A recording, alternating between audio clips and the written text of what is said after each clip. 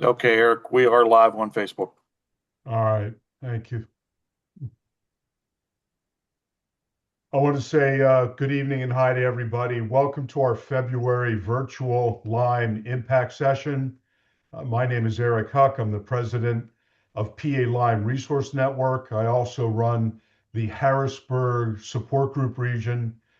We have with us tonight Bill Moore. Bill Moore is on the board of PA Lyme. He also runs the Pittsburgh Lyme Support Group. We have a full house already, so I had a very good suspicion that this particular topic and this particular speaker would bring people out of the woodwork when it comes to functional medicine and looking at why can I not get better? You know, it's like peeling an onion, and there's a lot of layers to getting improved health. And Dr. Smith in functional medicine really is a key, I believe, to a lot of that. So what I'm going to do is I'm going to go to a share screen here. And as you know, the topic tonight is Lyme is not just an infection, it's a systemic assault on the whole body. So, understanding why Lyme lingers, how to rebuild your health, it really is the magic elixir that a lot of patients are looking for to be able to get incremental levels of improvement is very important. I share with people that I was diagnosed in 2009 after removing two ticks out of my body and then testing positive for mycoplasma, for ehrlichiosis, for anaplasmosis, Bartonella, Babesia, Lyme, tick-borne relapse fever. I had a host of infections and I'm still treating. So I don't know if my friends would be aware of that. When they see me, I'm very functional, but it has been a challenge over the last decade and a half to just continue to move the needle to increase improvement. And as I suggested, we have with us tonight between Bill and myself, we will be your hosts, we will be your facilitators.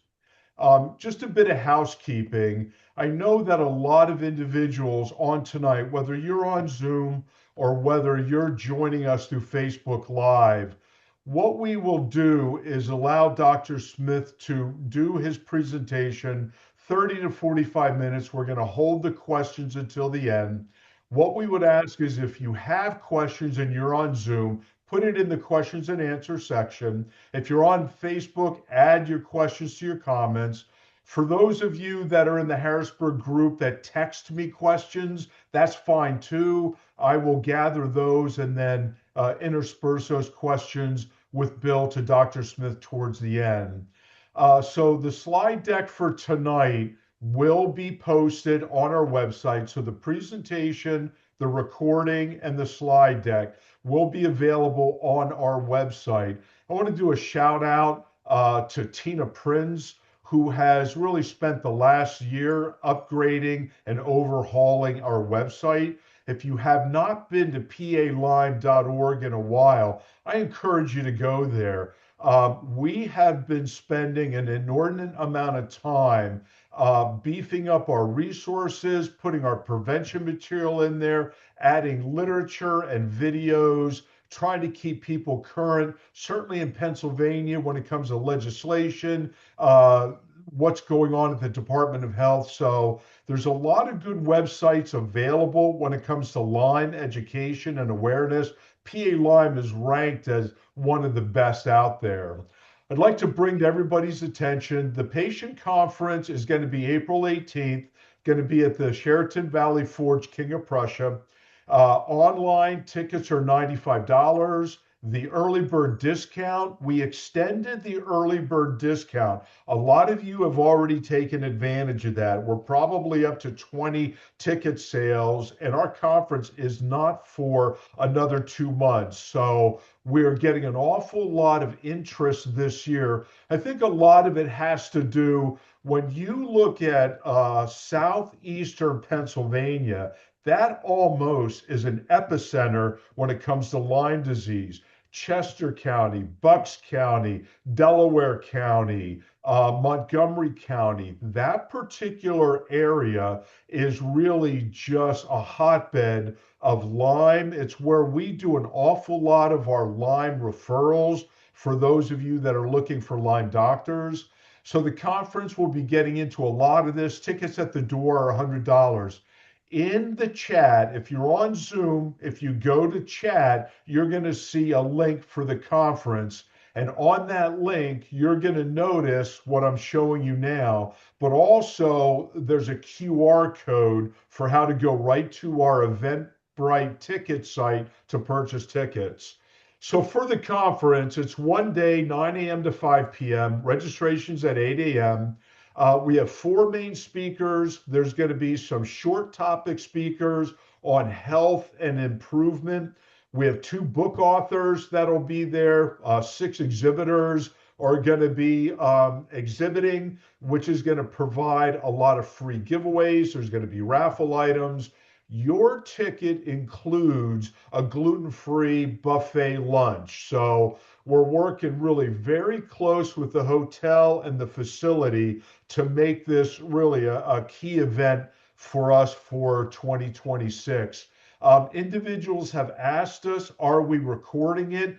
The answer is no. We are not opposed to recording it. We cannot really, the finances to hire the people to actually be doing the recording and then the editing and then the making it available. It's a very, very, very expensive endeavor. So if you know anyone that's in the business of recording conferences and turning it into videos, for replay, we are certainly open to talking to anyone, but as it turns out right now, our finances are limited. So in terms of the four main speakers, it's going to be kicked off by Dr. Molders, who is down in the King of Prussia Valley Forge area. The complexity of treating Lyme disease and co-infections, which is really up his alley. We have Dr. Hinchey that is going to be talking about natural remedy protocols,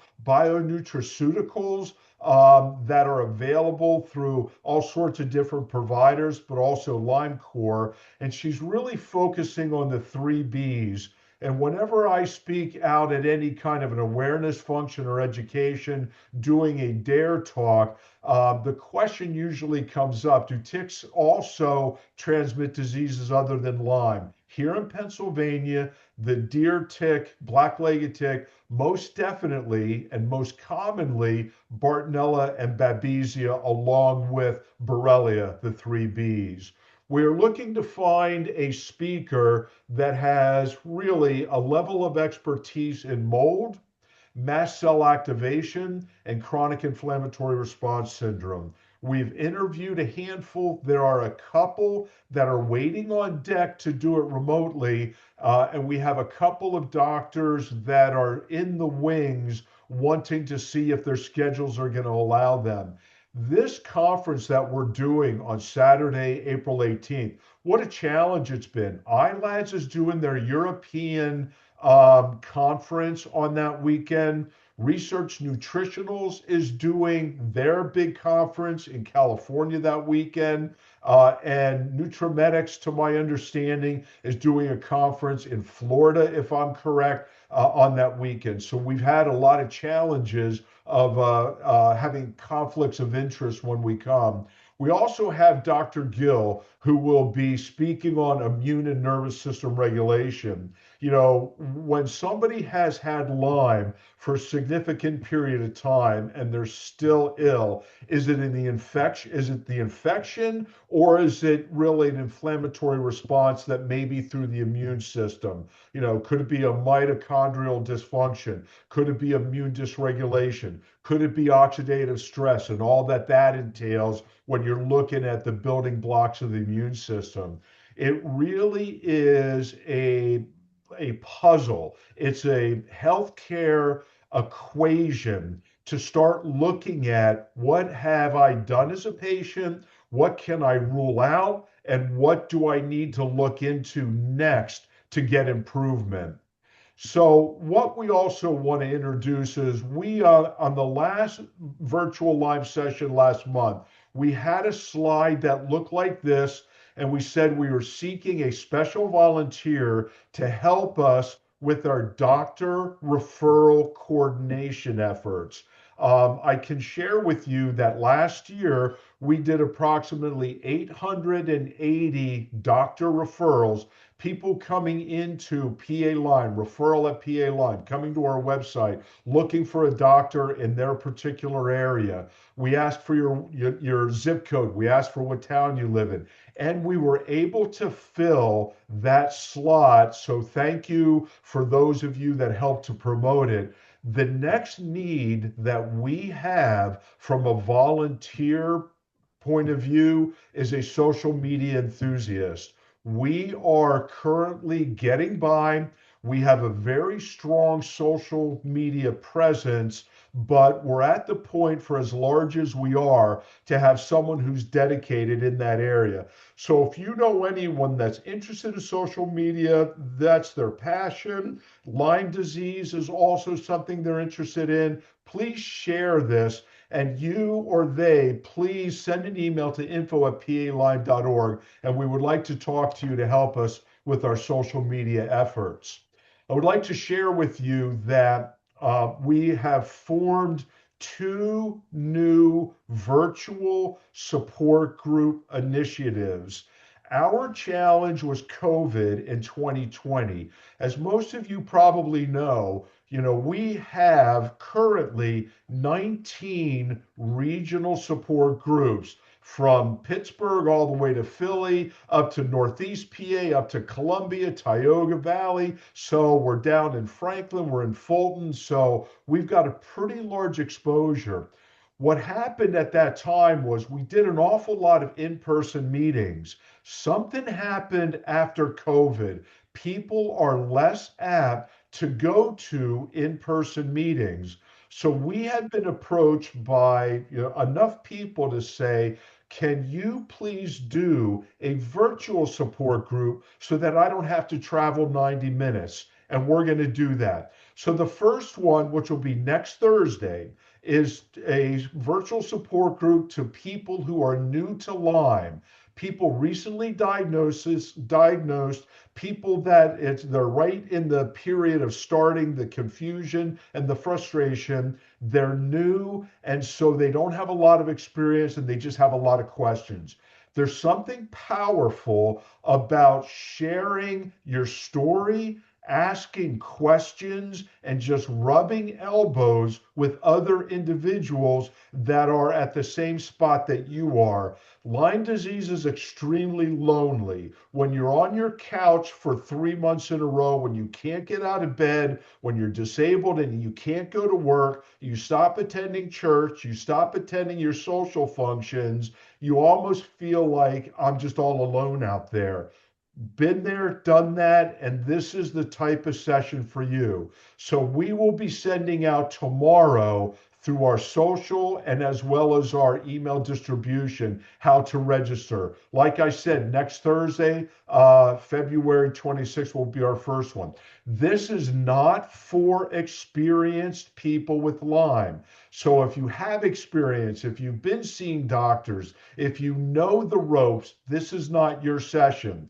The session for you will be next month, and that will be Lyme Literate Virtual Support Group. So the folks that have been around the corner a couple of times, Lyme veterans as we call them, if you want to just compare what's working, not working, you want to attend the Lyme Literate Virtual Support Group. All of this, I must say, can only exist through the good nature of you, those of you who are watching and taking advantage of our programs. It is very helpful and important financially that if you're getting any benefit, please donate. Go to our website. Here's the QR code, whether it's $1 or 100 or 500. We have some of you that are doing regular monthly donations, and that's huge. We barely break even every year. We have no paid staff.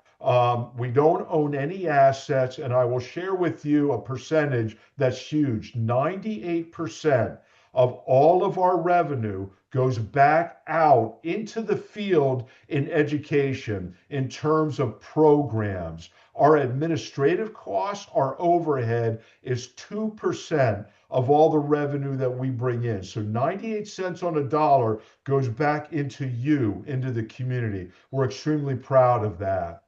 So, with that, I do want to introduce our guest speaker, Dr. Smith.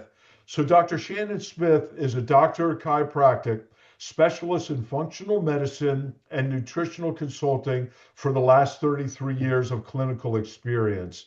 He is widely sought after for complex cases of chronic fatigue, chronic illness, persistent joint, myofascial pain, conditions like Lyme disease, long COVID, mast cell activation. Not only is he a individual that organizations like us like to bring in as a speaker, he brings with him advanced training in autoimmune condition support and pediatric special needs, working with children on the autism spectrum disorder. So he uses a particular protocol that is highly individualized. It's a data driven approach. He integrates comprehensive health histories. He looks at your in depth blood chemistry as a patient. He will start looking at your targeted lifestyle strategies. He will take a 360 holistic approach to you and your profile and then put together a personalized care protocol that's really designed for you. He comes from a philosophy that I have learned to appreciate, a philosophy of move well, eat well, sleep well, and think well. And if you can combine all of that, you're going to perform really at your fullest. So, with that, Dr. Smith, I want to thank you again very much. You're welcome. Allow me to kick it over to you. Well, that's sounds amazing, right? Thank you very much. I want to say thank you to both of you, Eric and Bill, for having me, and all the PA Lyme people that are online and listening. So I totally appreciate all of that. I hope I can help you garner some information and some insight with this very difficult I wouldn't say conversation, but difficult concept. So, everybody is different when they come to us. And Eric, you had said it, when you described like what we look at. I always say nobody's perfectly healthy when you get bit by these nasty ticks. And so your past health experiences, your life, your stressors, the status of your gut, status of your immune system, your level of vitamin D, for example, kind of all matters. And so nobody's perfectly healthy when they get bit. And then once you do, how quickly you get diagnosed, as most of you, I'm sure, know, makes a difference. If you can get to the tick and the infection, rather, before it gets to you, it's a little bit easier from a resolution standpoint. So tonight's conversation is going to be a little bit more skewed towards chronic Lyme.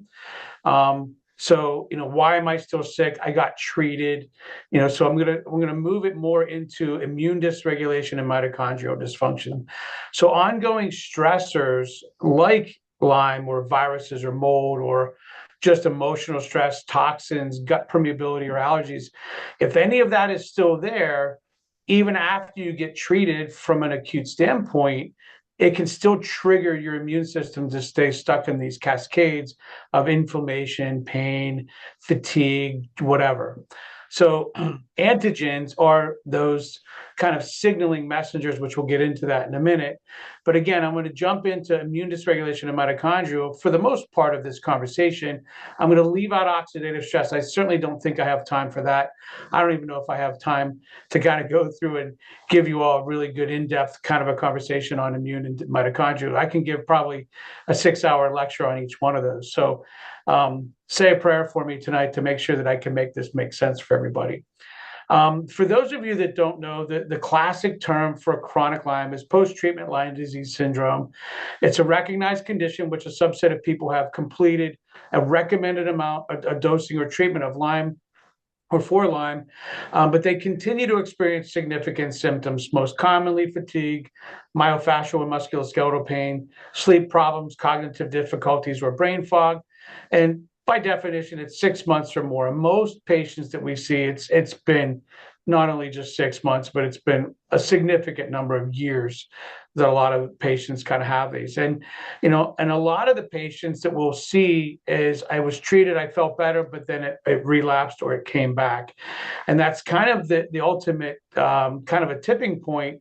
I think my symptoms are back. I think my Lyme came back. And that's always our dilemma. Is this still an ongoing recurring infection, or is it an immune dysregulation, mitochondrial dysfunction that my brain is perceiving a threat, but the threat is something else? It's not the infection anymore. So we're going to hopefully garner some understanding tonight about that. Epidemiological studies, God, say that 5 times fast, sorry, estimate about 10 to 20% of patients that are treated for Lyme disease develop PTLDS. I personally think it's a little bit higher than that, but these are the statistics. And then, of course, patients that are seen to have PTLDS are 5 to 10% more common among those treated Lyme patients than in a similar uninfected populations at a 6-month treatment. So it's an indirect way of estimating excess post-treatment symptoms of burden. So I wanted to start really quickly with a little bit of a concept, a quick concept, a little bit more of an advanced concept of what we call neuroimmune priming. I'm going to read through this, but the simple aspect of this is once your body has a created immune response from ongoing things over your lifetime. So you fell off your bike, you had some emotional trauma in high school, you had a concussion from football, then you got hit with Lyme, it recovered, and then at some point maybe you got COVID, and then something else. So each time your body goes through those high levels of immune activation, it's neuroimmune priming can happen where you get oversensitized and overreactive over time. So when the body goes through these serious infections or a long-term illness or major stressors, the immune system can become oversensitized. The brain has a special immune cells called microglia that are meant to protect it. After being stressed or sick for a long period of time, these cells can stay on high alert for a long time, even after the person feels better. It's called microglial priming. This means that later on, if the body gets sick again or is under stress, these brain cells may overreact. Instead of responding normally, they just release too many inflammatory chemicals. This extra inflammation can then affect how a person feels, thinks, sleeps, handles stress. Okay, as you get primed, it can get stronger and stronger and stronger over time as you get these different episodes of immune activation. The blessing with this is once we start to see that in patients, we can help you unwind that. The challenge is as time goes on, your body gets really good at doing this. So the longer that this happens, it just takes a little bit longer for it to resolve. This high alert state can last for weeks, months, or even longer. So even one serious illness or stressful event can leave the brain more sensitive in the future, and then over time can contribute to ongoing fatigue, brain fog, mood changes, etc. So neuroimmune priming is definitely starting to be in the literature a lot more on this, infection response or pathogen response, but it's more of this lasting memory of danger-driven pathogen or danger-driven immune response that people kind of have that becomes their new way of having these symptoms or your symptoms. So the signaling that keeps the body in this defense mode, it's a maladaptive state that disrupts multiple systems simultaneously. So people can have symptoms, neurological, hormonal, metabolic, and producing a wide array of chronic debilitating symptoms. The key to this recovery lies in identifying and resolving any persistent danger signals to restore cellular safety and then guide the immune system back to a regenerative state. I'm going to jump ahead. Well, you know what? I am going to jump ahead and show you this to kind of summarize that. So the way I talk to patients and say when you present is like, your God-given stress capacity is X amount. You don't get a bigger bucket, in my opinion. How your body treats this, and whether you overload it more then triggers this danger signaling or alarm activation. So all these different stressors between infections, food reactivity, including gluten and dairy or other foods, the emotional, psychological kind of component. Eric had mentioned that there's this people feel alone. You feel you're stuck in your bed. You can't go to work. There's this, kind of a, oh my gosh, is this the rest of my life effect? And you have, I call it a PTSD of just feeling that this is all that for the rest of my life kind of a component. And there's that fear of just not ever recovering that is just becomes a bigger, I say, rock in your bucket than maybe just the infection alone.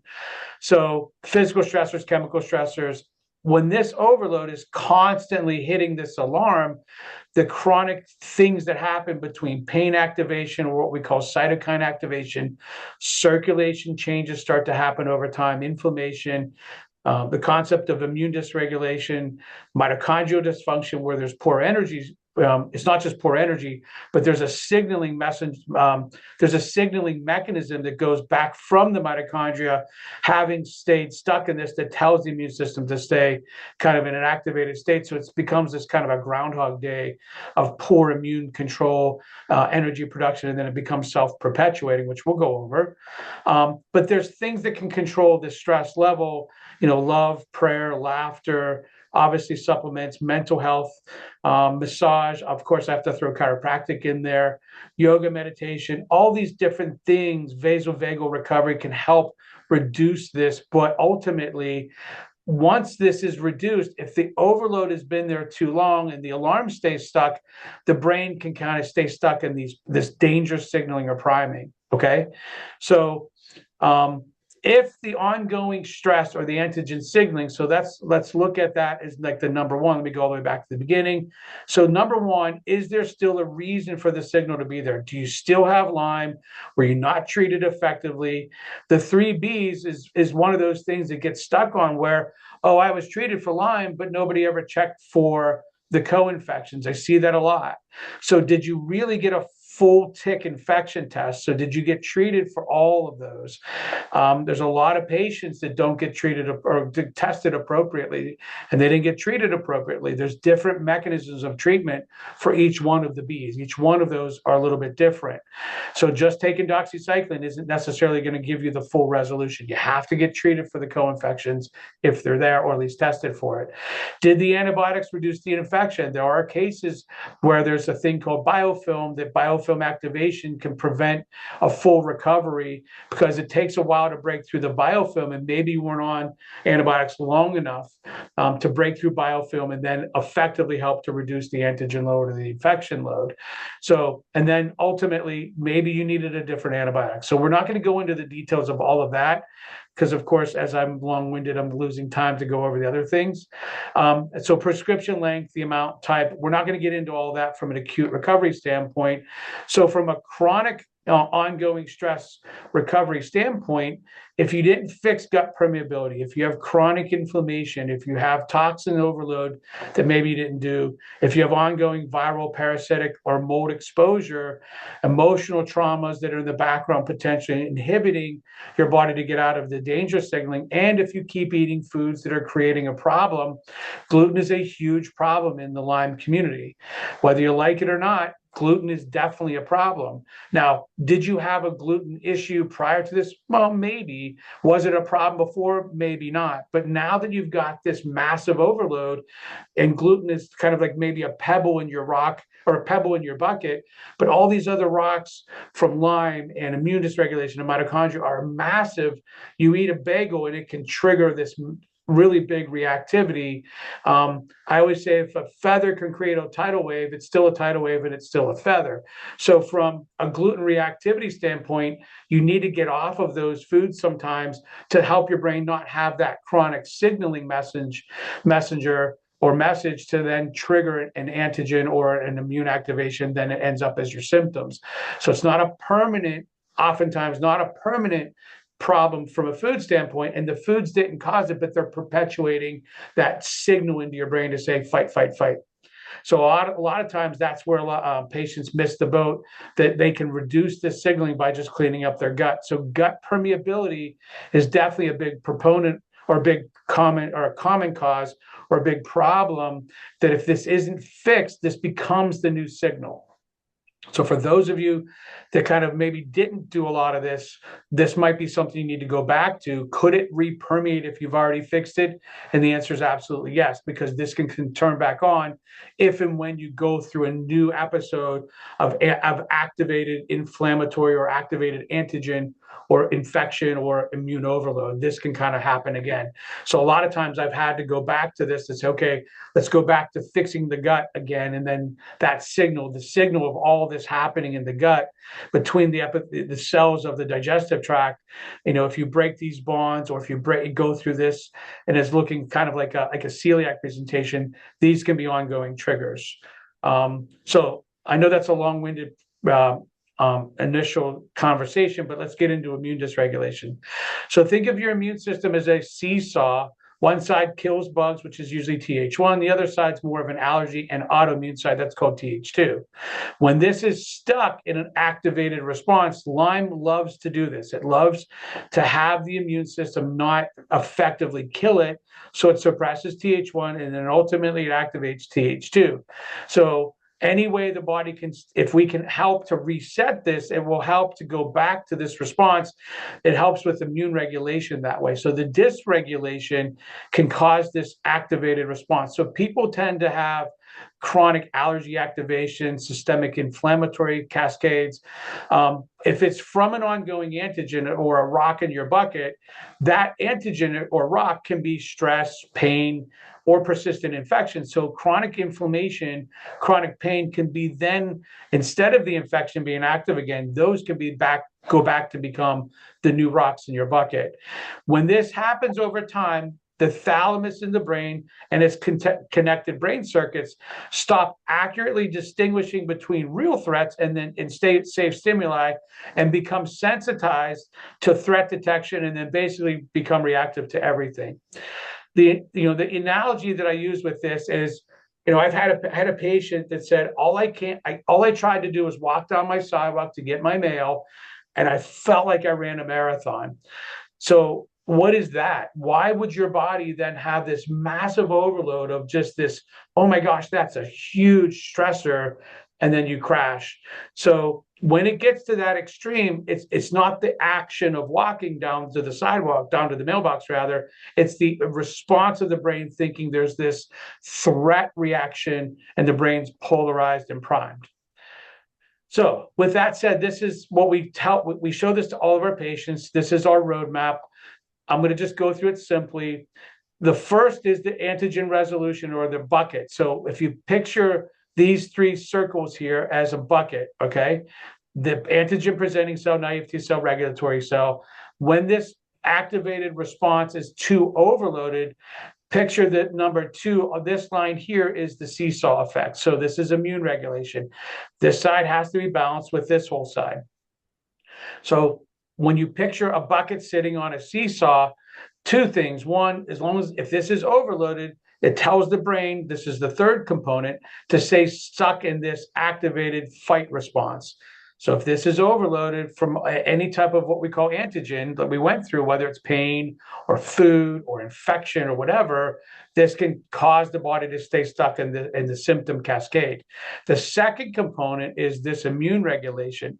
So when the immune system is primed over time, neural immune priming we talked about, you can get this shifted where this side gets activated, Th2, Th17, and this goes low. Lyme disease, one of its residual things that it does to the body so it can stay active inside, is it wants to live, so it suppresses your natural killer cells and suppresses this over time, and it tends to shift higher to an allergy side. So this is allergies, which is Th2.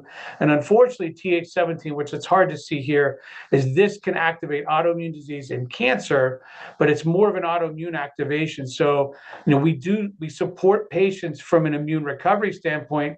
Not that Lyme is autoimmune, but that's how we kind of approach it. We need to balance this out to calm down the brain, to stay out of fight and flight, and then all the symptoms down here that people present with. We don't want to just treat your symptoms. We want the why factor. factor. So this is the Y factor. So to not belabor this, we want immune regulation. So in layman's terms, in everyday terms, a chronic infection keeps the immune system stuck in war mode. The thymus gland in the brain trains the immune cells to stay aggressive.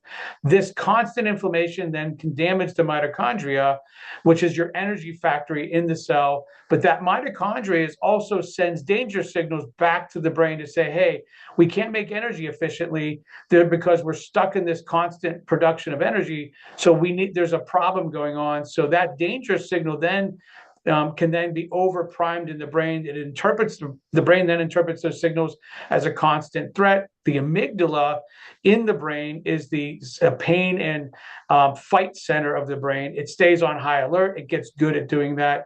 And then chronic stress tells the brain to stay stuck in what's called survival mode.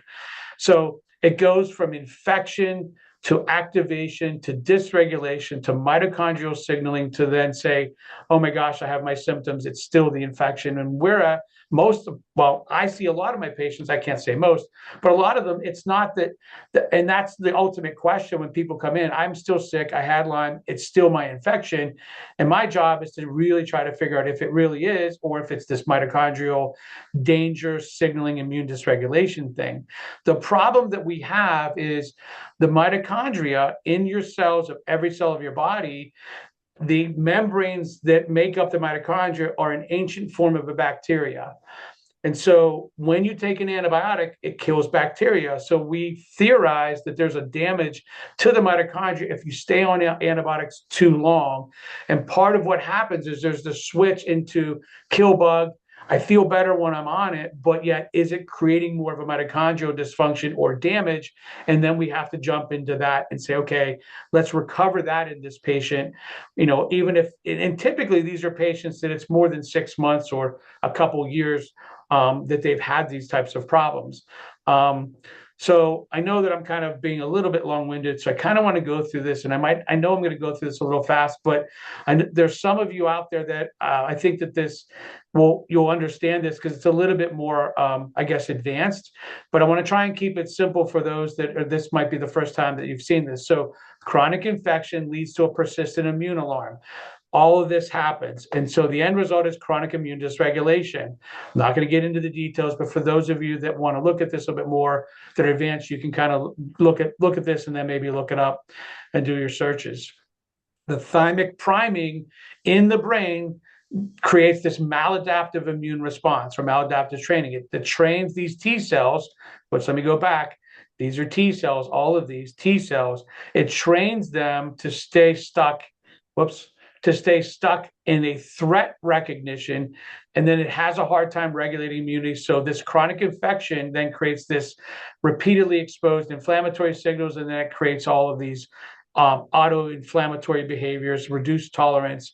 No matter what I do, I can't walk down the street, or I can't even exercise. I try, and I feel crashed. So this maladaptive training is called maladaptive thymic priming. Overtrained for danger. You're stuck in danger mode, and we need to get patients back to resolution and healing and calming mode. So I'm hopeful that I'm trying to make a kind of a complex understanding, hopefully understanding. In the brain, when this happens, there's the mitochondria that send these danger signals back. If it happens too long, these danger signals are also called DAMPs. They're called damage-associated molecular patterns. I know that that's a lot, but basically mitochondria shifts from making energy to just basically just surviving and being in defense mode. That's now being called cell danger response. Dr. Navio coined the term. A lot of us are kind of landing on that and running with it to try and help, dampen that signal. But these debris fields that happen in the brain, there's a way that we can approach that's actually very, very effective. So if the brain is kind of sort of breaking down, you need to clean that up and then help to stop it. And then I've seen patients do really, really well with that arguably simple approach. Immune brain crosstalk, your brain gets stuck in this threat detection. Again, I'm not going to get into some of the details of this. I did put this in there for those of you that are advanced. So the result is the amygdala becomes hyperreactive, and it starts to interpret normal stimuli as threats. I stubbed my toe, or I try to get up and then my body crashed, or really I try to do the dishes. There's some nights I can do it. I do fine. And other nights, just getting up and washing the dishes, I have to go and lay down. And the next day I feel horrible. It's that response. I'm going to jump through some of these if that's okay, because it's a little bit more advanced. So let me start with this. So this key outcome, when the body is locked in this defense mode, the system leads to chronic fatigue. I'm sure all of you can kind of say, hey, I have all of these, or at least a good portion of these. I'm chronically fatigued. I've got brain fog. I have a ton of anxiety, or I'm quick to having anxiety. I have chronic myofascial pain syndromes, or pain syndromes in general. Dysautonomia, that's POTS and mast cell and things of that nature. Autoimmune features, I feel like I have gluten reactivity, but I never test positive for celiac. Maybe I've got chronic joint pain, but I'm negative for rheumatoid. You have the features of an autoimmune activation in your body, but you're thankfully haven't turned it on yet. Over time, if you're stuck in that Th2 dominance or Th17 or autoimmune activation, there's a higher risk that can turn that stuff on for you. So if we can catch it quicker, we can reset that. You have poor stress tolerance, things make you feel overloaded quickly. And then, of course, this is the big key. If you can't handle exercise, we're finding that this is the kind of the tipping point. If you can handle exercise, it's likely that you're not having a lot of mitochondrial damage or dysfunction. But if you can handle exercise, more specifically, you can handle like a walk or a jog or a run. My patients that can't handle that, weight training is much, much better to start off, because you're not increasing the adrenaline activation.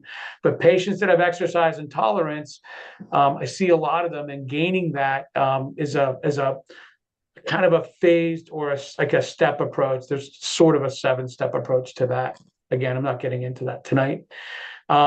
But all of these symptoms aren't necessarily because you have an active infection. It can be this concept of immune dysregulation, microglial brain priming. You're stuck in defense mode, and it's psychological, but it's not because you just think it's there. It's truly there, and you're not crazy. It's because your brain is stuck in protect mode, and you've trained it to do that. I say, let's help you unwind that and retrain your brain to be in healthy, calm, and body protection mode. We can do that, but we can't have these signals be constant. So we walk people through that whole concept. When you come in, we do a ton of labs, so I can help figure out where you're at on that spectrum. Is it still an active infection? Did I treat it appropriately? Or is it this, I did treat it appropriately, but my body's stuck because I've trained it to be stuck in primed response or neuroimmune priming? And we can help you unwind that. So immune, mitochondrial, limbic system, biologically synchronized in threat mode. So the definition of mitochondrial dysfunction is when the immune system stays overactive for a long time. It puts constant stress on the body's energy factors, which are your mitochondria. And instead of making energy efficiently, this becomes damaged and starts sending distress signals that keep inflammation and stress ongoing. This leads to low energy, poor healing, and feeling stuck in a constant state of exhaustion or alertness, which I would probably say, all of you that are on this would probably raise your hand and say, this is to an extent me, or to whatever degree.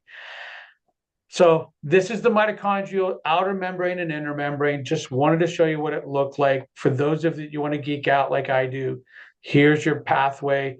This is all supposed to go through these phases to end up making energy, which is ATP. There's substrates that are needed to do this. There's a bunch of them, but simply, those of you that are taking NAD, this is part of what's happening, or the mechanism as to why it works.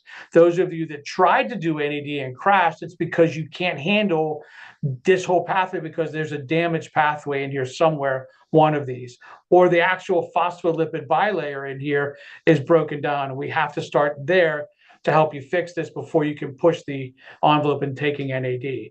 NAD is made from niacin. You can take B vitamins as an early precursor for this. FAD comes from riboflavin, which is B2. So niacin and riboflavin, which are B vitamins, are very helpful for this pathway on a simplistic level. But you have to transport electrons across this to help make this. And I'm going to show you something, a kind of a really good way that we've been seeing success in doing that, and kind of helping to bridge the gap until patients can help make this. Because the challenge that we see is if you can't make energy and you go through this and you get stuck at one of these complexes without ending up as full energy production, you'll crash. And so what we're finding is if there's damage to the phospholipid bilayer or one of these complexes is dysregulated, you can't make energy, and everything about your body is about using energy to heal, run down the street, think, sleep, run your heart, everything, right? So if you can't make energy, how am I going to help you heal? And furthermore, if you can't heal the phospholipid bilayer or one of these complexes, it's really hard to get out of this groundhog loop, because that's where you need to heal. But I can't help. We have to help people make energy to heal this, to get out of it. And that's a very difficult thing that we've been kind of seeing over time. But we kind of feel we've figured it out on this, because it's a complex priming to stage 1, 2, 3, and activating it. But I'm going to give you a little bit of an insight of what we're doing in a minute here.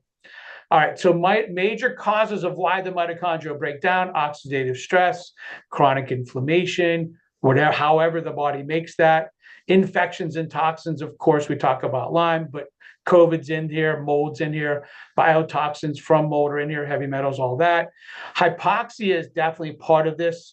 If you're not oxygenating well, we do have support for that. Hyperbaric oxygen chambers have made a difference for some people. Here's the reason. Nutrient deficiencies, here's the B vitamins, magnesium, CoQ10. There's others, support for that. Phosphatidylcholine is huge for the phospholipid bilayer. I think, Eric, I have to come back and do a 6-hour seminar on this, I think.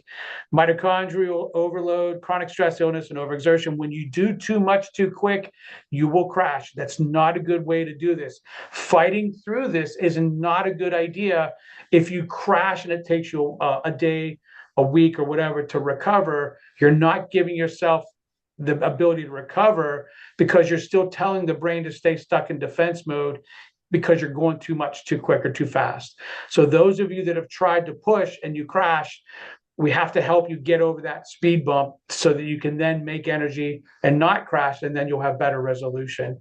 And again, there's ways to do that. So I put these support levels in there for those of you that have done this. We don't put everybody on all of these. I use a lot of them. There's sometimes a timing thing from a basic support and a patient level. These advanced profiles that we're doing, I wanted to put them in there because we are using some peptides, and we're going to start trying to use SS31. We haven't been able to get it. It hasn't been approved, but it looks like it's approved. And in the literature, this looks like an amazing a peptide for acute, severe mitochondrial dysfunction.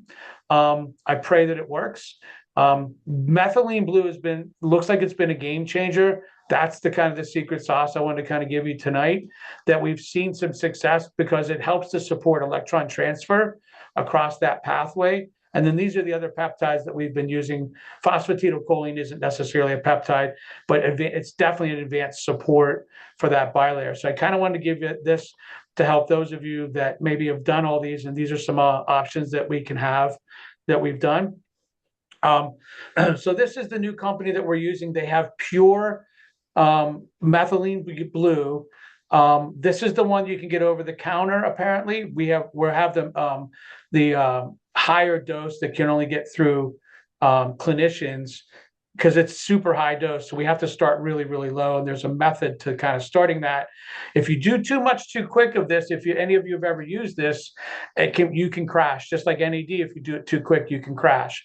So there's a way that we can do this to help people start slow to work your way up. Now, if you're not crashing with exercise, your body's handling all that, this can certainly be very, very helpful to help to heal the mitochondria, but it's not the only thing. We're using this to really start to kind of bridge the gap when there's a damage to any of this complex. So complex 1, if you're not helping, if your body can't produce NAD and or you can't handle taking NAD, methylene blue is an electron donor to help your body make NAD so that you can then end up making ATP. This is flip-flopped from that other picture that I showed you.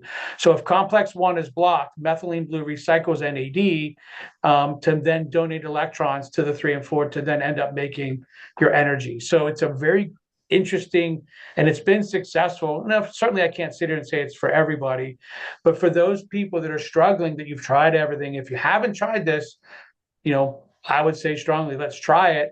You got to be careful with the dosing, and you really need to work with somebody that really kind of understands the complexity of this, because it's not easy. Methylene blue support is more likely to respond if the patient has brain fog and fatigue, delayed recovery after exercise.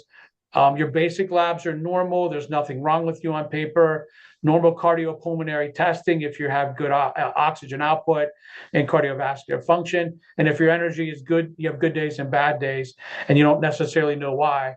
Other than, if you didn't sleep one night, that's certainly a reason that you don't have good energy. So beyond that, if you have fluctuating energy, meth blue might be for you. So suggest functional. Any one of these suggests a functional problem rather than a structural failure or a problem that way. So those would be more apt for me to say, okay, let's try this. Progression. So I'm going to give a summary from a progression from chronic infection to then chronic mitochondrial. So you get the infection. If it acutely gets under control, we don't have to usually worry about this. But if it's there for a long period of time, if you didn't know you had it or you didn't get treated appropriately, and it then starts to prime, the stress becomes a trigger. The immune system gets activated and then unfortunately overactivated. Inflammation and cytokine signaling. Cytokines are pain signal messengers. You get this microglial and neural immune priming. And this is the tipping point that it can kind of then get real chronic for people.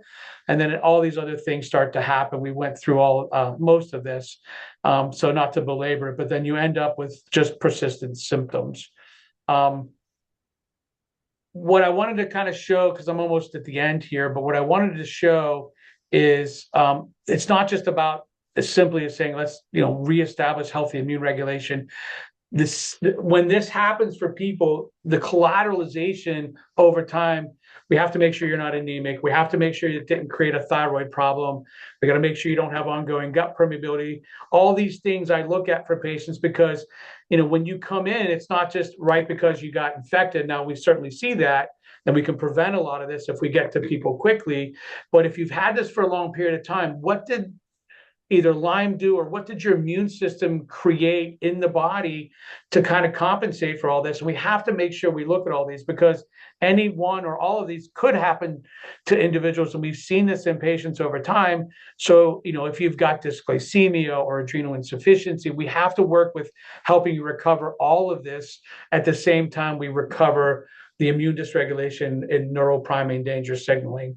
So we have to reset the entire system, and we can do that. Thank goodness we're able to do that on a majority of our patients, in time. Otherwise, I think I would go crazy. And so, I wanted to make sure that it wasn't just as like, oh, let's just do this and get on meth blue and everybody's great. It's not that simple, unfortunately. So I think I kind of went over that. I hope I didn't do that too fast, and I hope it made sense.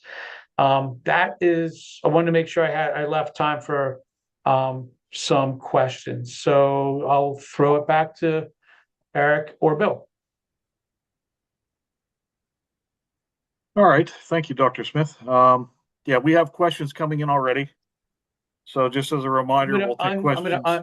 Well, you know what? I'm going to keep sharing I'll share this in case the question goes back to one of these slides. Yeah, that's a good idea. Yeah. All right.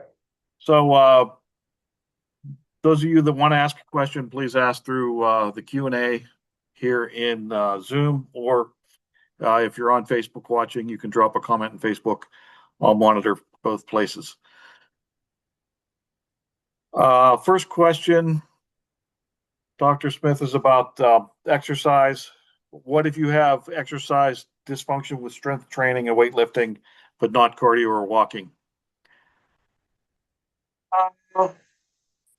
That's a great question. I don't normally see that. I usually see people have problems with the aerobic output because there's an adrenaline surge with exercise or with like running and aerobic.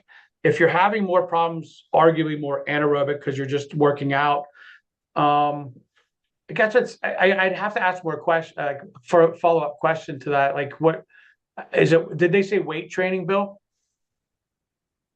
Yeah, this person said that They they crash they with weight training. they crash with strength training and weightlifting, but not cardio. They can run and walk, but they can barely do body weight for 15 minutes without feeling like crap for days.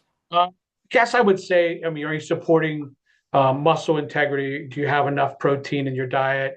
If you're not, like, is there gut permeability that would inhibit protein absorption? Are you taking amino acids? Is your CoQ10 levels good because you need that for muscle activation? That's kind of where I would go with that. I mean, that's definitely opposite that I normally see. So I think there's something different in that conversation that I would have to dig into. So The next person is asking about, is there a test for Th1 and Th2 imbalances? oh my goodness, if there ever was, my life would be so much easier. Specifically, no, it's an indirect concept. You can kind of look at, so T cell regulation is so Th1, Th2 on the other, here, let me show you. We can test sort of for T cell regulation. So right here, picture the triangle under the seesaw here. This is very much dependent upon vitamin D, essential fatty acids, including fish oil level, vitamin A, glutathione status is very key to regulating, help your body regulate its T cells. So that we thought we had some cytokine testing that you could do to give us an assessment on this, but it was, in our opinion, not that effective, and we didn't see success with that testing. But I can look at this and I can look at some other immune regulatory markers to get an understanding if you're stuck in these cascades. And ultimately, if you come in and you have systemic histamines or allergies, I know that you're Th2 dominant. If you've got signs of autoimmunity, so if you've got, antibodies to, like, your thyroid for Hashimoto's, if you've got celiac, rheumatoid, I know you're Th17 activated. So I know that this is stuck. So I can kind of hedge my guess and understanding if I see those. Th1, typically you're not going to see a low white blood cell count in these types of cases. You're going to see normal. You would think from an infection standpoint that you would see high white blood cells, but we never see those in chronic Lyme. We see normal white blood cells. So even natural killer cells, there's some ways that we thought we could do. The CD57 is a test that a lot of people use to see if we can see an activated this side of the immune system. I use other tests to kind of look at that to give me an idea. But ultimately, to answer that question, for the most part, it's really common to see activated Th2. We typically never see Th1 activation. That's a different conversation. So to answer the question, no, not directly. Okay, thank you. Yep. Somebody is asking about ivermectin as a treatment. What are your thoughts on that? I mean, for Babesia, it's decent because it's an antiparasitic. From a chronic COVID, I know that it's helpful. It's really hard sometimes to get that prescribed because of all the misinformation that happened around it with COVID. I'm a chiropractor, so I can't necessarily say that someone needs to be prescribed that or whatnot, because I have to tiptoe around that. I work with a full team of medical providers that helps with that side in our office, and I'm very blessed to do that. But from what I see, ivermectin has definitely been helpful. It's been helpful. Lyme can then, in the system, after it's been there a while, it can hide intracellularly in biofilm, and there's biofilm disruptors and things that are out there. Coconut oil is a simple one. Cat's claw herb is a really good one that I see, but that also can hide intracellular in a parasitic type of a form. So everybody theorizes, or at least we do, and if you do antiparasitics, then you can open up that cascade as if it hides inside kind of a parasitic activation, that you can use things like ivermectin to help that. And there's been success with that. We like to use an herb called Cryptolepis that is really good from an antiparasitic standpoint. I see it a little bit more productive. I don't use a lot, or ask to use a lot, of ivermectin on the patients because I've seen such great success with cryptolepis. So, Eric, I'm going to pause there. Do you have any questions you'd like to ask? I I got a couple of texts, and the one individual, Dr. Smith, it's really kind of revolving around methylene blue, and she says that she does have good days and bad days. She does have post-exercise fatigue. Her one question, of like a two, three-part question, what did you mean by a functional problem versus a structural problem? so a functional problem, if we support the function of this electron transport, you'll get better. If it's a kind of an anatomical damage, theoretically, it doesn't recover. So we always see these as functional problems because it's just not working right. It's just not functioning right. It's not something permanent.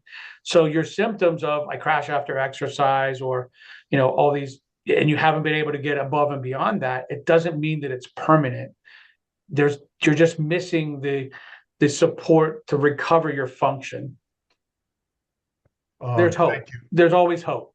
She's kind of leading down the road for herself that she has been reading about methylene blue and interested in methylene blue, for just that good days, bad days, post Yeah. exercise fatigue. What would the downside be? I should have put that up here. I mean, high dose there can be problems when you look in the literature. Low dose, it's very safe. And it can be it can be well, not it can be taken with a lot of different even prescriptions with no problems. The literature is kind of showing that it's been a prescription for a long period of time and it's been out there. Now, the purity has always been the question to its effectiveness. And so we had a different product, and I certainly don't want to say the name, that was methylene blue, and it just never worked. So I've seen it in the literature for a while that it showed mitochondrial intermembrane and to an extent outer, but more intermembrane recovery because it's a mitochondrial recovery agent, but I never saw that it moved the needle. Now that we have this new supplement and this new approach and the purity of it, it really seems to be helping a lot. Now, we really just thankfully got this new profile and these new supplements and this new resource. And it's been about, I would say about 5-6 weeks now that we've been kind of using it. It's really, I think, been a game changer, and I'm hopeful that it continues. I think what we're missing is there's people out there that don't get this electron transport activation. If you don't donate your electrons through this, you'll have a reserve of energy, but eventually once it's exhausted and your body goes, well, wait a minute, she's exercising, I need to make more energy because I've exhausted my reserves, you crash because you don't make this and it doesn't keep up with your demand. So that's basically what she's saying. And and everybody else that's kind of listening to, that's what's happening. But we have to give you the ability to make the energy to create the healing to then help you not have to need meth blue for the rest of your life. I don't think that's the approach either. So I'm hopeful. I just wanted to share real quickly. I've been on methylene blue myself for the past 3 months, and it's been wonderful. And I'm a chronic Lyme. I'm a post Lyme treatment person for many years. So I just wanted to put that plug in. What dose are you taking? What milligram? Oh, I'd have to grab it to see what dose it is, but I can do that in a minute here. Yeah. Yeah, and there's a lot out there. I think RFK blew it up when he was drinking his blue liquid, so it became a little bit more on public awareness, and it was weird and strange and all that. I get it, but there's a lot of good literature out there. Do your research and kind of look it up. And I'm certainly not advocating that everybody jump on this. I would say work with your medical team, ask your clinicians. It's not something that you need to take lightly, but those of you like Bill that have been advanced a lot and you've done everything and you're well aware. And you start taking these things, it can be of benefit. And to answer you, Eric, at lower doses, it seems to be pretty safe. I haven't seen a lot of literature that shows that it's problematic. Higher dose, if you get above, 50, maybe 100 milligrams, you're going a little bit too high unless you have some support clinically. All right, we have plenty of questions coming in. Somebody wants to know what form of magnesium you recommend. Depends upon what you're trying to target. If you're doing all whole body, calming, glycinate. If you're doing brain, threonate, malate, and fumarate. If you're doing constipation, citrate. All right, I'm going to try to summarize this next one. This person is basically saying they've had Lyme for over 30 years, lost eyesight a couple of times. Lyme was dormant for a while, but now the Lyme is not showing up in any of the testing they're doing, and they're being gaslit. I'll say, being told they never had Lyme.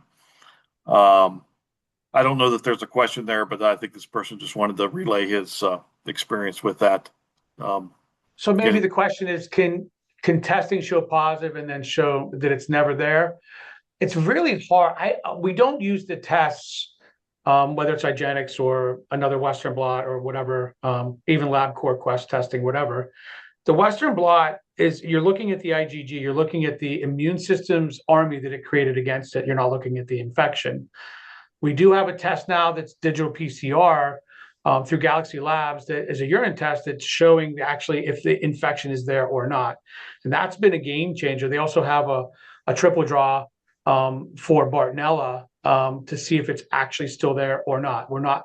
That company is now, or that laboratory is looking at, not looking at the army, we're looking for the infection, which is a game changer for patients like her or him, I can't remember what you said, but if I had it and I still have my symptoms, is it still there? That's always my prayer to help people. Like, I have to figure that out. That's really tough sometimes though. But nonetheless, if there's an IgG Western blot and it's completely resolved, maybe it did completely go away. There are cases that people say, or doctors say, that they've resolved it and it doesn't show up anymore. I would argue that it's just not showing up, but there's still immune memory. There's still kind of that memory, and it's a spirochete that never fully goes away. But or they've lost the ability to make the immunoglobulin. So IgG, it could be suppressed, or for her. So it's, that would be a nuanced thing that I'd have to dig into from a patient perspective. We'd have to figure that out. But can it go away? Not fully. It's a spirochete. Can it be resolved that you don't feel bad? Absolutely. We get people to get back to their lives all the time. So if she's still feeling symptoms, we got to look into that. It could be the fact that she's got this whole thymic priming, immune dysregulation, mitochondrial problem after the infection's under control. Okay, here's a question about what is the typical length of treatment with cryptoleptis?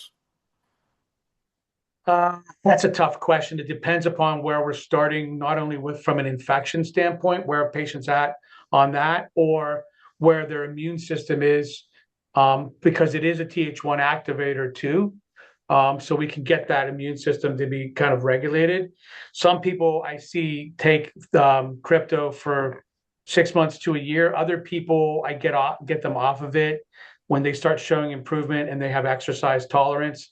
I don't love the idea of putting people or keeping you in a fight mode, even if it's on tinctures, if I'm jumping you over to like recovery heal mode, because the body doesn't like to be in both, or it can't be in both at the same time. You can't be in fight and flight and rest and repair and reproduction at the same time. So, there's always that kind of a nuance to say, okay, let's help you move into more of a recovery mode. So from a cryptolepis standpoint, I oftentimes will have people pause it or stop it when I'm pretty confident that I can get them into an immune recovery mode. So it depends upon the individual, but arguably from an acute standpoint, at least 3 months. It's not as strong as antibiotics, but we have a lot of people that don't want to take antibiotics. And ultimately, if you've been on an antibiotic before and I'm worried about mitochondrial dysfunction, I'm very nervous to encourage patients to go back on an antibiotic. Because of that, I don't want more mitochondrial breakdown. And you've already done X number of weeks, months of antibiotics. What's the more weeks, months going to do for you if you've done different antibiotics all the time? So that's an individual conversation that I have with patients, and we'll make a clinical decision based upon the medical team and what we feel and what the labs tell us.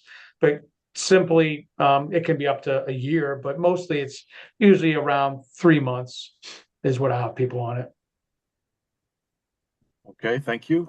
This person is saying that they have muscle aches, good days, bad days. Thought their symptoms were maybe due to a statin change, but went off of statins for 5 months, wondering if their symptoms are Lyme disease, which they tested positive for in the past. I'll let you comment on that. So one of the things that we'll see, like from an ongoing kind of recovery or chronic Lyme perspective, circulation is a big deal in the body. So if you have thick blood, i.e., you've got too much cholesterol, oxygenation can kind of get a little bit dampened a little bit, or hypoxia can be there in small amounts. But when you have if you're not controlling cholesterol, that can be an issue from a circulatory standpoint. So, I mean, that would be number one. Number two, I guess it goes back to like the collateralization of what happened to your body over time. If you've had chronic Lyme, were you treated right? What was how much doxy did you take? What else were you doing? What's your vitamin D levels? I mean, that becomes a little bit more of a clinical situation, not just, is this a statin thing, or now that I have symptoms, is it related to that? It would, we'd have to cast a big net and kind of look at everything, which we certainly can do. But it's not just as easy as if you went on a statin and didn't feel good, you could have a failed statin response where your body, genetically just can't handle the statin. And then there's two other categories of medication that you could talk to your provider about going on that would help reduce the statin, or excuse me, your cholesterol. And there's some natural ways to do that too. But ultimately, the question is, did the cholesterol high cholesterol come after the infection, or was it always there in the background? That becomes a little bit more of a challenging answer to that question. All right. The next question: can tick-borne illnesses cause night blindness that eye specialists are not able to pick up?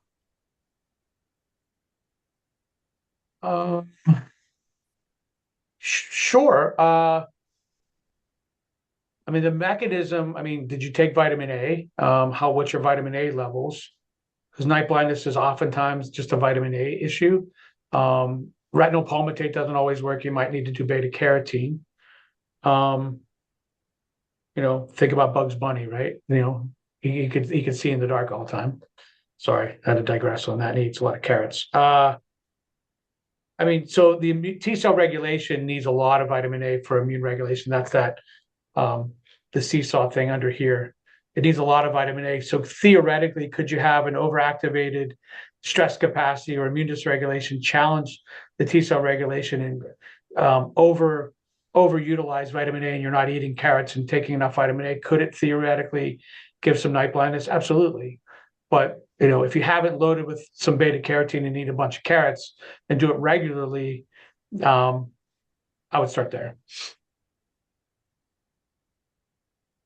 All right. Are there any natural alternatives to methylene blue? Does blue algae work the same way? I'll say I don't know. I haven't looked at that. We've been searching. Dr. Turnpaugh and I and the team have been searching for a while for something for electron donation for the electron transport chain, and it's a great electron donor. I don't know of anything else. There's probably somebody will pop up on the chat. They'll say, "Well, it's this," and I just have never really looked into it, to be quite honest. So I don't know. Blue algae, maybe. Again, I don't know. I'd have to look it up. So graciously, I'll say I don't know. Okay, the next question. Eric thinks I know everything, so I just don't. Sorry. All right. Still plenty of questions coming in. Any suggestions taking vitamins or going gluten-free to isolate the issue? I think this person is still trying to figure out if they have Lyme disease or something else going on. Yeah, obviously when patients I always say patients come to see us or hopefully they've tried a lot of things and it just didn't work. And if it was something simple, people wouldn't come see us. And thankfully for them, they'll feel better. So if you're having a gut permeability issue and you're having gluten reactivity, stop eating gluten for a little bit. Now, I've had pushback from patients telling me their providers will say, well, if you go off of gluten, you'll become really primed and sensitized, and it's not really good to go off of carbs and things like that. I differ in my opinion to say, well, you can go paleo, you can go autoimmune paleo, you can eat fruits, vegetables, and proteins for an extended period of time, or go keto, and you'll be fine. Some people do need carbs, so go gluten-free, do gluten-free carbs, or better yet, just eat some rice or some potatoes as your carbohydrate and stay off of all the grains for a while. Going AIP, autoimmune paleo diet, which is basically no grains, has shown some really good success in reducing inflammation. So whether it's Lyme or whether it's up here, like if it's a mold or toxins or stressors or whatever, if this is overloaded, you're driving systemic inflammation, and in the brain, if it's inflamed, things aren't going to work right, and you're going to end up with symptoms down here. So, really easily go gluten-free, clean up your diet, start exercising low amounts, sleeping well, moving well, eating well. Take some things that'll help your gut heal. Aloe vera is a really good way simply to do that. We use a lot of L-glutamine and DGL licorice to help the gut heal. If you have a gluten reactive problem, I guarantee you've got leaky gut. So if you get off of gluten, it doesn't always mean that you'll feel fine. So the question then is, what did gluten do when it was in there? You could have gut permeability, so burping, belching, bloating, acid reflux, constipation, diarrhea can all be part of that. Now, 60% of my patients that have a gluten problem don't have a stomach problem. It's extra intestinal manifestation. So it's outside the gut that we'll see symptoms: nervous system and brain function, skin and endocrine system reactivity.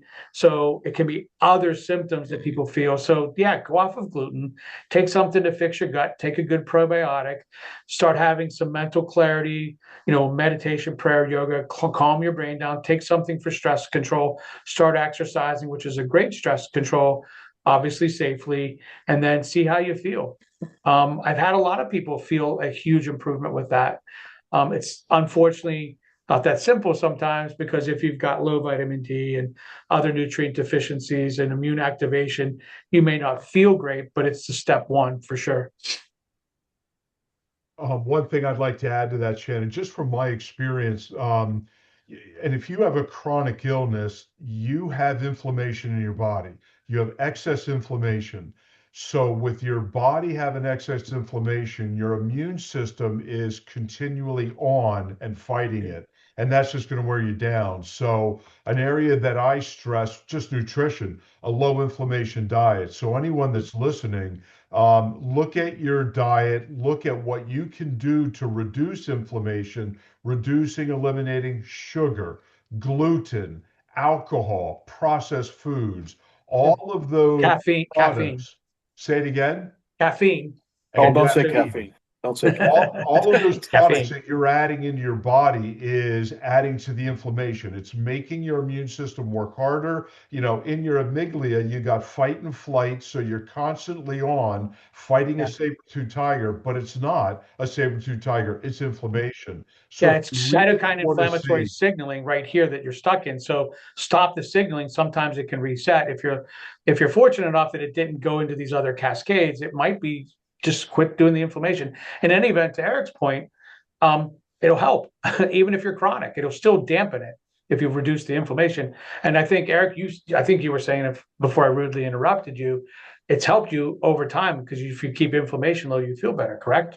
Well, yes, absolutely correct. And what I noticed with it, it doesn't come natural. It's not a diet that you naturally would want to do, but you have to do to feel better. So you start looking at food not as enjoyment, but as fuel for the body. And when you start eating correctly, what you notice is if you then add sugar, you feel poorly. When you add gluten, you feel poorly. So that's really a good test to see, is it working or not? Yep. All right. The next question is about methylene blue. Is methylene blue safe to take with SSRIs? So the doctors that presented with this company said it is, but I would have to I would just say legally, just have your medical provider, ask your medical provider. But from what we've seen, what they've told us, it is safe with medications, low dose. But please, I'm a chiropractor, so I have to tell you, please consult your medical provider. Which tick-borne diseases affect mitochondrial function the most severely, or is it some combination? It's all of them. I think, I wouldn't even rate them one, two, or three. They're all equally problematic. And again, nobody's perfectly healthy when you get bit. So your health experiences, the state of the health that you have at that moment when you got bit, were you stressed out? What was your past health experiences? Did you have childhood trauma? All of that matters to a point where could your body handle the insult?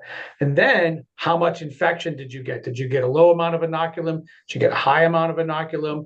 Did you have to wait some time before you knew you had the infection? So when did you introduce the antibiotics? So all of that would then predispose somebody to having a huge response or a really activated immune response. And it doesn't matter what the infection was, whether it was Babesia, Bartonella, Lyme disease, Borrelia, or a combination thereof. It all matters with all of that. And then you activate huge cascades or even smaller cascades of immune activation.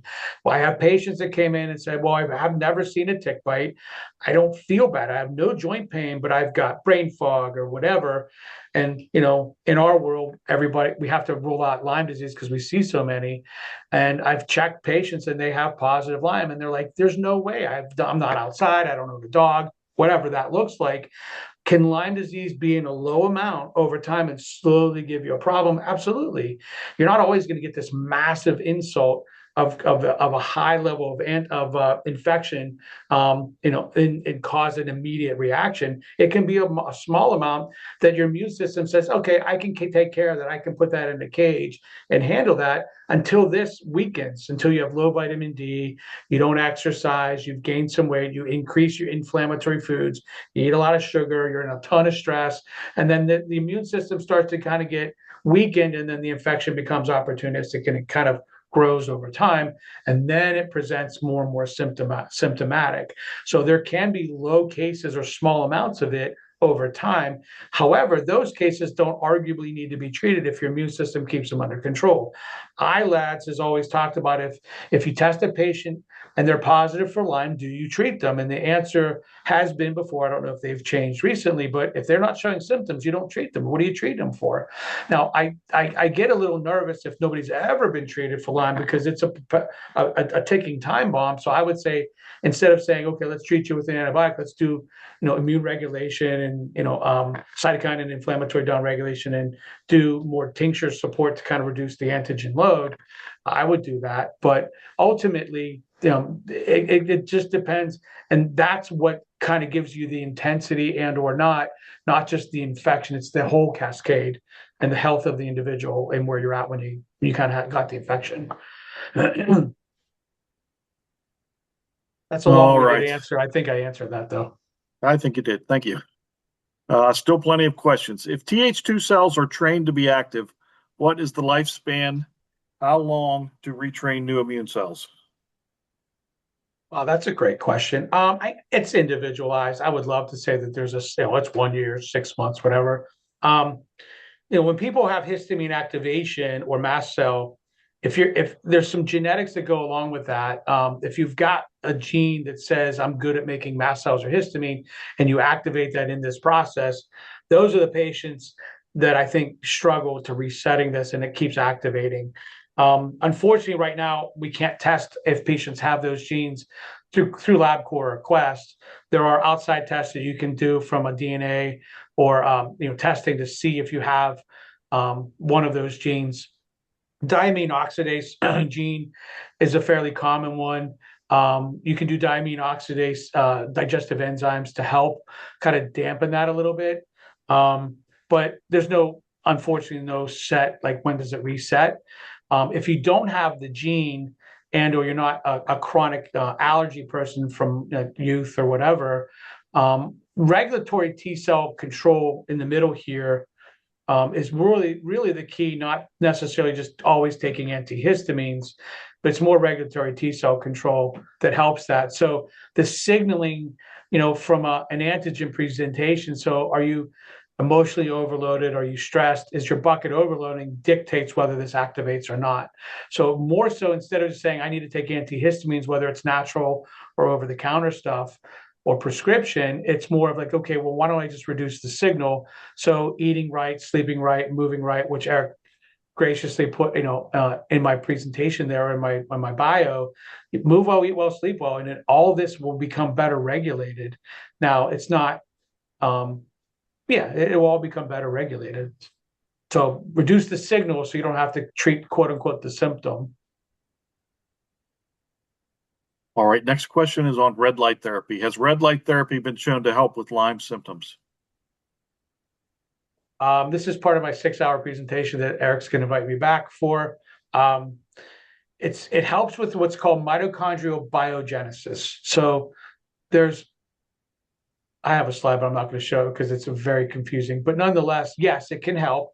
It helps. It creates the red light is 800 nanometers in the wavelength to get intracellular to stimulate the mitochondria to activate itself to heal. That's the easy way to explain it.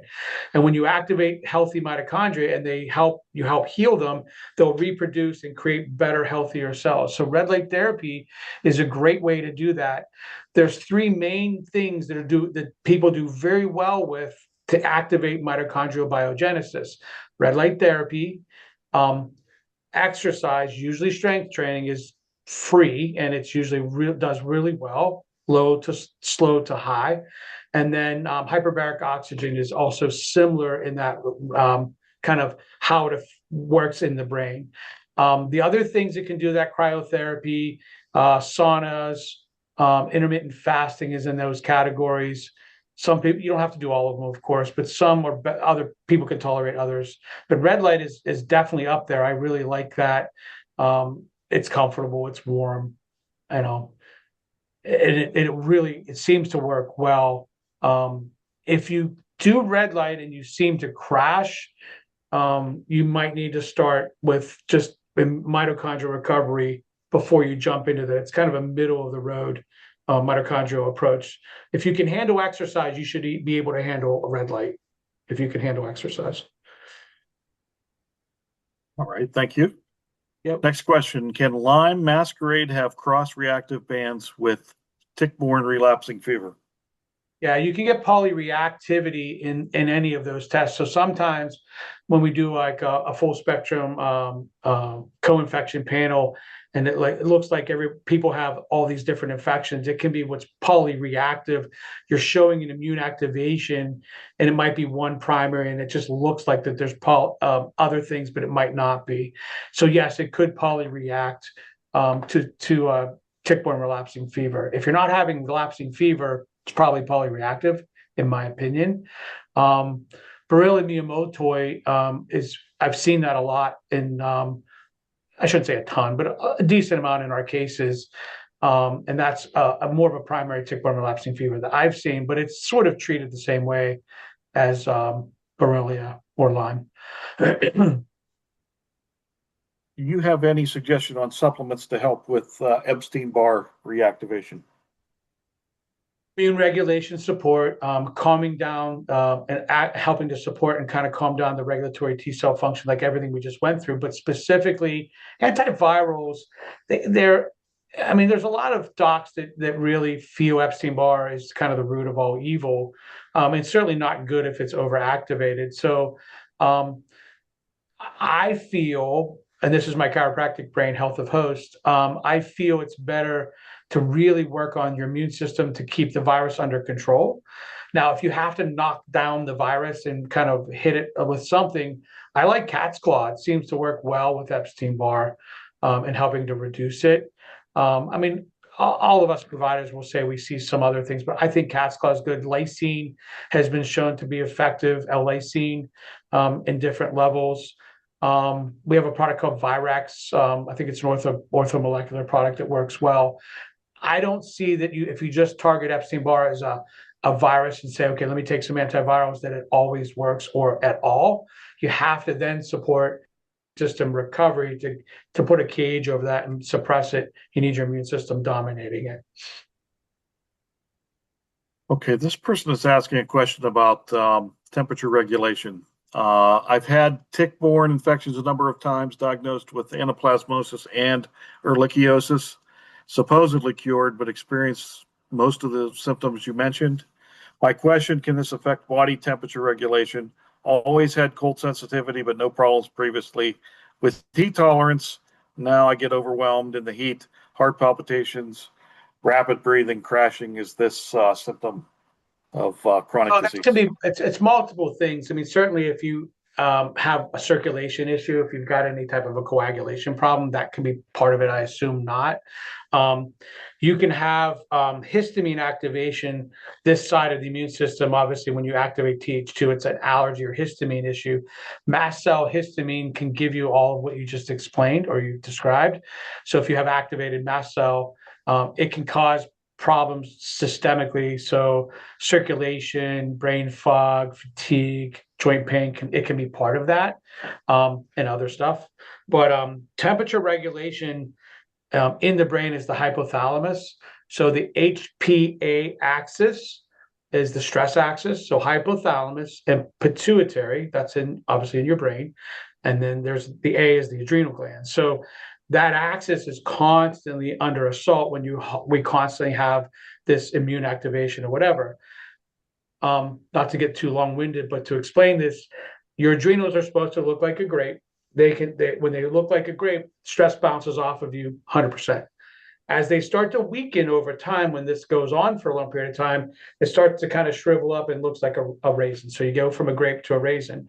As you get further down that avenue or that path, stress starts to absorb more. You start to feel it more. You can start to get sympathetic activation. Sympathetic activation is the fight response. When your body's perceiving a threat, regardless of what degree or what it is, in order to start running from a tiger, you need to vascularize, increase blood flow and oxygen to your muscles to start running. You need to increase the sugar or glucose to the muscles to give it fuel to run. So sometimes it's a sympathetic response where you're getting a fight response and you're vascularizing very quickly. But that goes back to that you have poor adrenal or hypothalamic control, which goes back to that you're probably immune primed that we just talked about. I hope that made sense for everybody. But thankfully, even though your adrenals go from a grape to a raisin, thankfully we can rehydrate you back to a grape. But we have to stop the signaling. So if it's hypothalamic signaling that you have poor temperature control, oftentimes that leads to poor hunger control, where you always feel hungry and you always feel full, one or the other. But that can be related to that. So it's any kind of one of those things. I would think. Obviously, not looking at in detail your labs, so that's kind of where I would go with that. Okay, we're down to our last question. Is there any way to know how long you've had Lyme? Just recently diagnosed with Lyme and Bartonella, but wondering if I've had it for a long time and it's chronic, was reactivated from the past. No, I mean, when you look at, so there's two, typically in the Lyme testing, there's an IgM and then there's IgG, and those are both the armies that your body makes to tell us that you're attacking an infection, in this case, Lyme. IgM is acute. It usually goes away within 30 to 90 days. And then after 90 days, IgGs tend to start to creep in. And then that's the ongoing immune regulation. So we never really know if you have an IgG, if it's been 90 days or 9 years. You can't tell. I always tell, I mean, I get that question all the time, but I always really theorize that I would say, when did you start feeling like heck? When did your symptoms come in? I would argue that it probably started then. So, but no, there's no way to determine to the month or year even. Eric, do you have any further questions? I do not. Shannon, I want to thank you very much. If you can go ahead and unshare.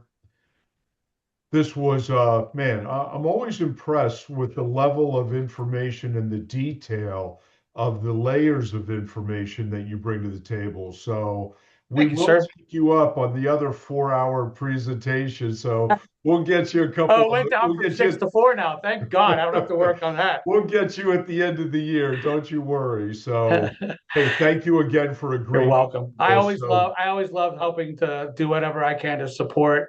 For those of you who don't know, I'm not getting paid for this, and I would never ask for PA Lyme to pay me. My time is free for you guys. Anytime I can come back, I would be honored. So I always appreciate the ability to help, and I hope and pray that I didn't confuse anybody, or at least most most of the patients tonight. So if there's anything we can do, please reach out to our office. I'll be more than happy. I'm still taking new patients, and I always will to the best of my ability. So thank you for the time. Yeah, Someone is looking forward to your 6-hour presentation, they're saying. Somebody asked about getting access to the recording. So go to our website, palyme.org. Give us about 3-4 days. We will have the slide deck and the recorded presentation available. We also have a YouTube channel. So give us about 3-4 days and we'll get it loaded. So with that, Bill, thank you again for everything. Dr. Yeah, Smith, you thanks, as Bill. well. And good night, you Thanks, Dr. guys. Smith. Take care. Good night, Thanks, guys. everybody. Thank you for the Bye-bye. time. Good night.